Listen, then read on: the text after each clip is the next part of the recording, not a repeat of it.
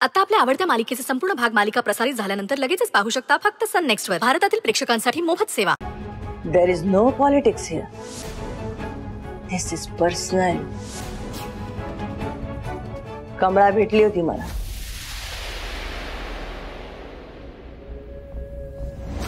सगळं सांगितलं तिने मला.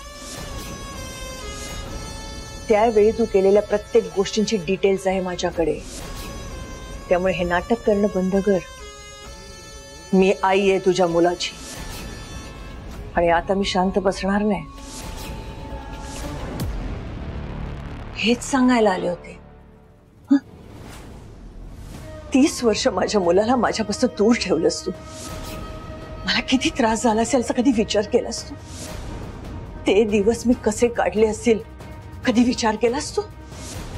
एका आईला तुझं बाळ जन्मताच मेलेलं होतं हे सांगितल्यानंतर त्या आईची काय अवस्था झाली असेल याचा विचार केलास तू कधी?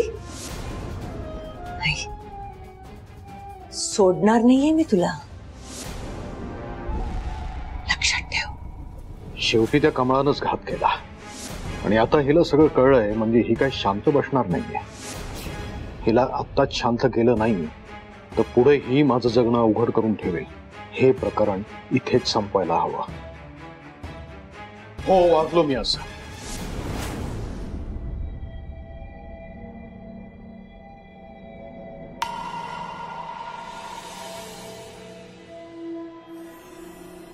नेलं आपलं मूल तुझ्यापासून दूर. त्यामुळे एका आईला किती वाईट वाटलं असेल याची कल्पना आहे मला. पण मला सांग, मी जर तुझ्याकडे ते मूल मागितलं असतं तर दिलं असतंस का तू मला? सांग ना, दिलं असतंस? नको, मला याचं उत्तर देऊ नकोस. स्वतःच्या मनाशीच ठेव.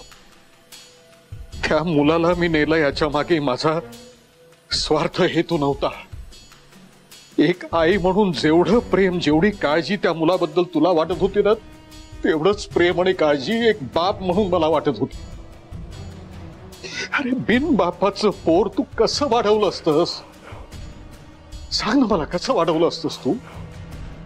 जगानं तुला त्या मुलाला प्रश्न विचारून विचारून भंडावलं असतं, त्रास दिला असता. माझ्या मुलाचे हे हाल मला असह्यपणे पाहवले नसते. मला हे होऊ द्यायचं नव्हतं आणि म्हणून मी तुला कितीही समजवण्याचा प्रयत्न केला असता तरी तू ते मूल माझ्याकडे दिलं असतं का? नाही. आणि म्हणून मी ते मूल पळवलं.